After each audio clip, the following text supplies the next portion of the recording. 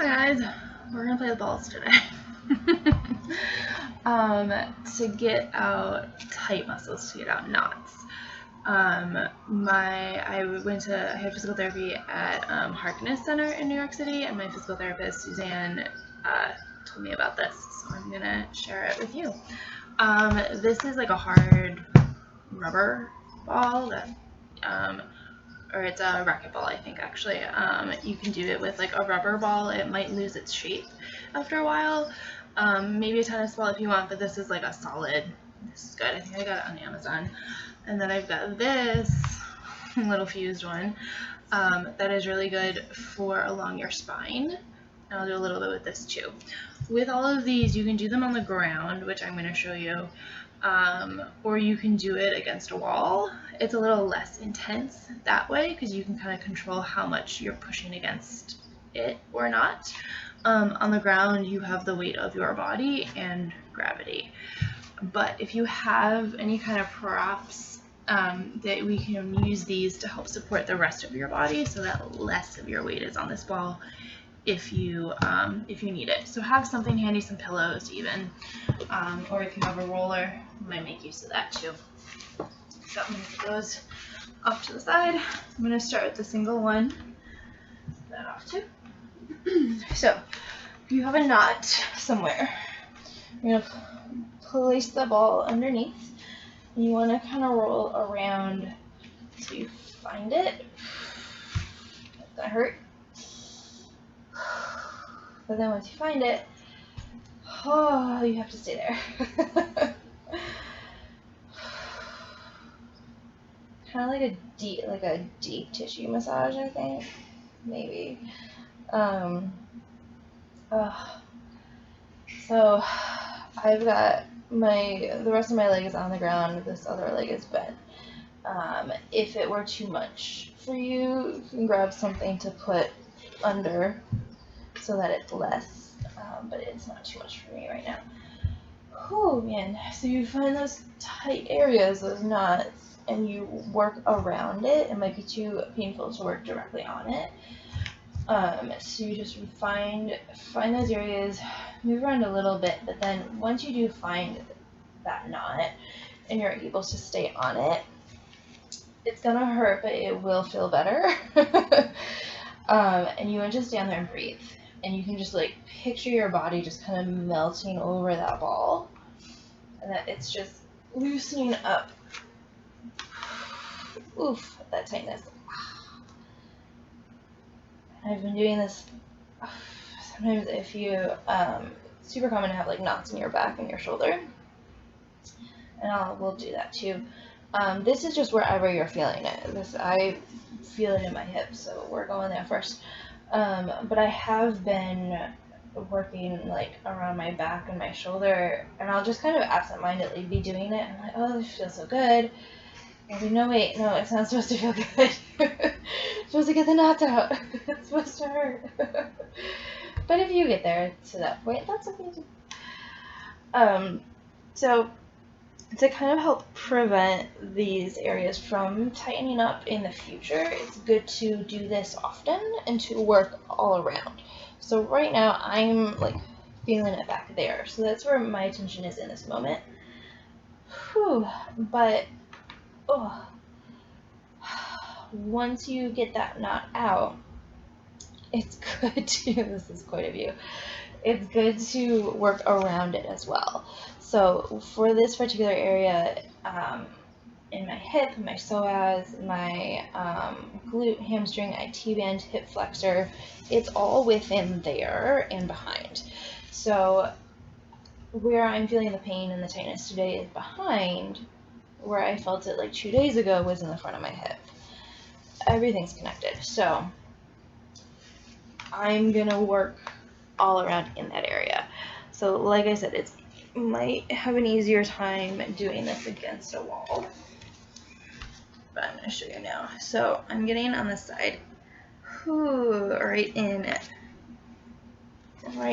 where that IT band starts. Oh man. So I'm supporting myself with my hand and my arm. Oh my god, it hurts. And just breathe through. You don't need to see me suffering all the way through. So I'm slowly rotating to get to the front of my hip, to get into that hip flexor. And again, you can be standing and you can just kind of rotate on that ball, against the wall as well. So we're going to say that that's all good and worked out. I'm a fan of like making sure things are symmetrical. So I would say that if wherever you're feeling that knot and that tightness, go ahead to the other side of your body and just do a little check-in. Just give it a little attention, just so that we try to like come to symmetry or maintain symmetry. Or you might find tightness that you don't know about. So send a little extra attention to the other side. Check in when you're with other areas that maybe are not tight right now. If you're on the ground and you've got this underneath your shoulder, it's hard to keep your head up. Grab a pillow, grab a ball or a block, so that you can kind of more easily roll on that ball in that area, and you can relax your neck. So it doesn't need to be a ball, it can be a pillow, it can be a block, like your head doesn't need to move. But again, it might be easier against a wall, and that's okay. So we want to spend a little time on each side, wherever that tightness is. I'm going to keep my block handy. I'm going to switch and show you this guy. It's really funny if you don't, your floor might be slanted and you might not know. Oh, it didn't. Oh, it kind of rolled. You might find out your floor is slanted if you don't already.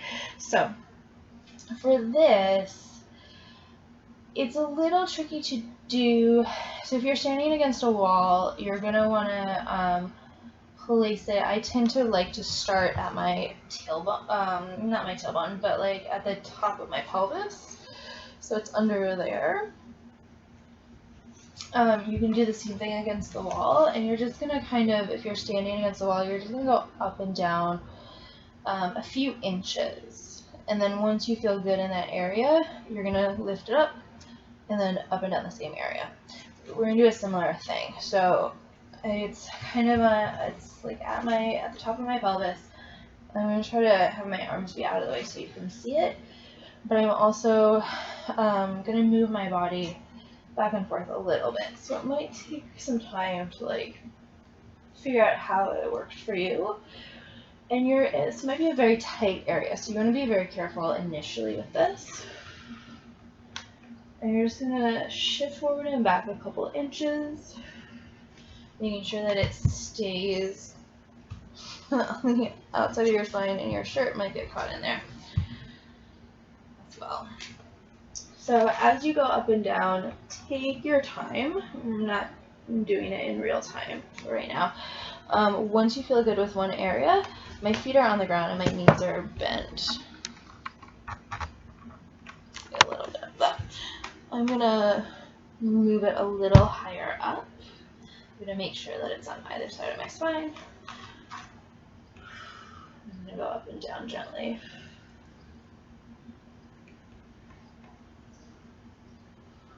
Make sure you're breathing. Ooh. And then if you find an area that's tight, I'm gonna hang out there, hang out there. The further this gets up, I don't know if you see my back is arching a little bit. So I have my block here. I'm gonna put it underneath my butt. Or something shorter. As you go, you'll find out what works for you. But if our low back is arching, like mine is, it's gonna make my head go back a little bit. And we want to avoid that happening. So I could just be without that support, which is just going to put more weight and more pressure there. But if I need something, I'm going to grab something to put underneath to help, just so there's a little less when I need it, so that my spine can stay straight. So again, it's figuring out what works for you. We're gonna go all the way. Whew, man. When you find that tight area, hang out there. I'm not gonna do that today.